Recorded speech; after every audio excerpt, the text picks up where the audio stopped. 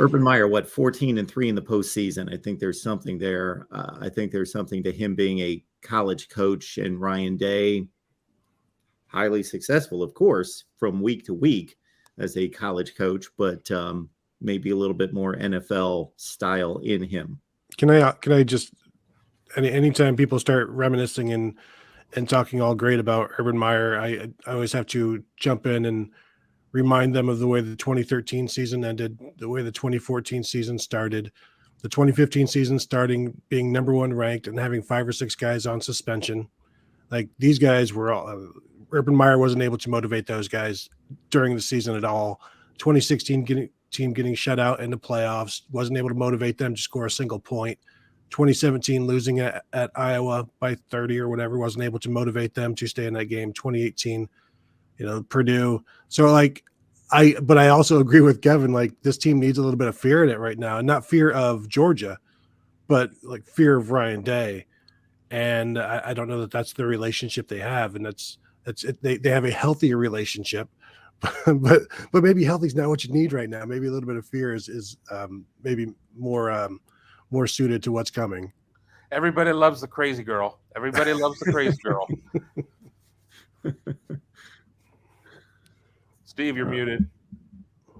Famous for getting on these riffs. I got on a riff last night on my chat that I just wonder about the offseason program. I mean, this is 2 years in a row where Michigan, I wouldn't say they out-toughed them necessarily. I think they out-mentally toughed them more than they out-physically toughed them, because there were so many mental mistakes that were made in the game. And then at the end, I mean, Michigan didn't run for 250 yards until it had touchdowns of 75 and 85 yards at the end of the game. I mean, for the balance of the game, they were under 100 yards rushing until the last 10 minutes of the game. So and it wasn't that they got out tough, they got out schemed, they got out executed on those 2 plays. I mean, again, Kerry Combs was sitting in Cincinnati watching that game, just laughing how bad Jim Knowles called that game. That's how bad that was.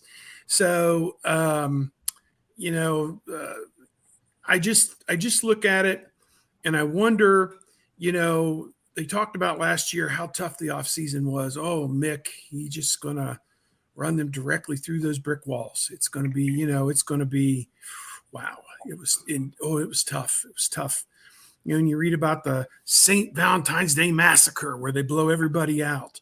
And you go back to a year ago, was it Williamson and whoever it was on the day of the Rose Bowl got loose on Twitter and said, their methods, really were counterproductive at times, doing rope drills at 6 a.m. and then you can't even use your hands when you go to class to take notes or whatever, because your hands are bloody and everything from doing rope drills. What the hell do rope drills have to do with proper coverage of a receiver in the end zone?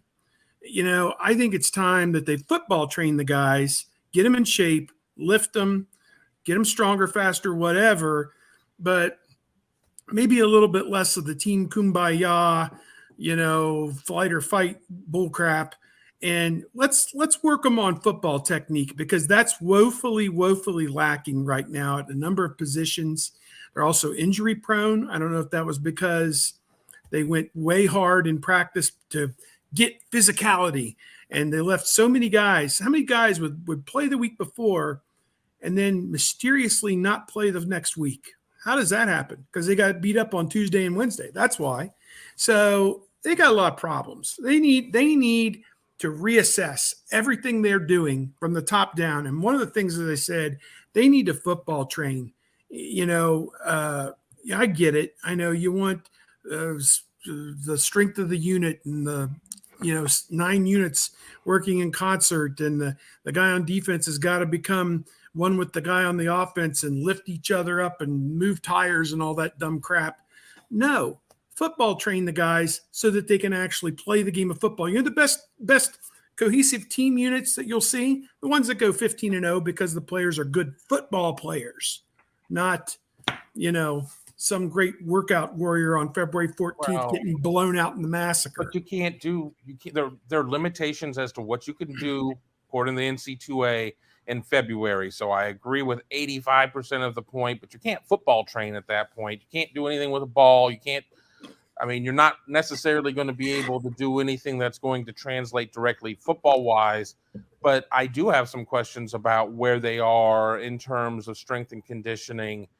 You also have a team that doesn't have to play into the third and fourth quarter all that much, so we don't know what this team can Competitive do stamina. when the chips are down and you know what's against the wall and everything else.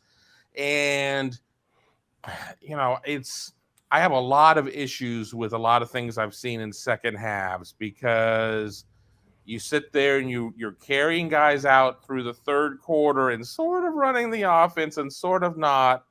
And then when you have to bring these 2s and 3s in and you go into lockdown mode, student body left, student body right, all this crap, and then you do have the player that plays 1 week and then doesn't play the next week, and then the guy gets thrust into the position. You have nobody who's probably necessarily ready that has had been able to run what the ones are running, whether on offense or defense. So, there's a lot of stuff that needs to be looked at. And it's funny because I was having the same conversation after the 2020 season when they made it to the CFP championship game. It's like, how do you sit there and say you need to blow a lot of this blank up, but you made it to the championship game of college football?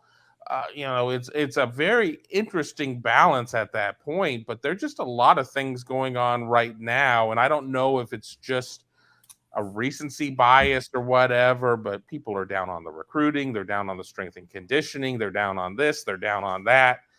It's wildly amazing how down people are on Ohio State, despite it being a number 4 team in the nation. But I don't necessarily disagree with people on a lot of instances. So I mean, if that's a temperature check, I don't think a lot of people are running a fever in the wrong direction. It's just kind of crazy that we're here at this point. I got a fever for a lot of cowbell. But like the 2020 season, Kevin, you mentioned that, and they do go to the championship game, and Ryan Day looks at changing stuff, but it's like, well, we made it to the championship game, and the issues that we have, he chalked most of it up to COVID. And then so you run through it in 2021 and again, and you missed the playoffs because turns out those issues should have been addressed. And I'm with you. Like, I'm one of the guys with all of the criticism about CJ Stroud, people wanting him to run. And it's like, they just won by 38 points. Who needs to run on 3rd and 7 against Indiana? Like, that's not necessary. But now I'm also one of the people saying, like you, Kevin, he better be ready to run. He better be on the move as much as possible, because this is why you didn't run in September and October, is for this. And so, like, all of these things that, these injuries and resting players or whatever, you've done all of that for what is to come. And if Ryan Day said everybody should be healthy, save for the guy who's opting out in Jackson Smith and Jigba. And so you've done all the kid gloves for this stretch, and if you come up short, then you got to revisit that. And also, I still wonder about the turf issue and all of these injuries with that the players have suffered. I wonder if the turf is to blame on some of that. Just a quick throwaway before we move on. As Tony says, you save all these guys to play for tomorrow. Well, today is tomorrow, so you've got to play for it. Or because if you're not playing for it, then it's like, well, we were just never going to do X, Y, and Z. You can't hold X, Y, and Z never to do X, Y, and Z. So now's the time to empty the bucket. If your goal is, if you truly are about team goals, if you truly are about reaching the end of the rainbow and all that comes with that, you're there. But now you got to get through Georgia and then potentially another game if you get through Georgia. You can't be kicking the can down the road anymore.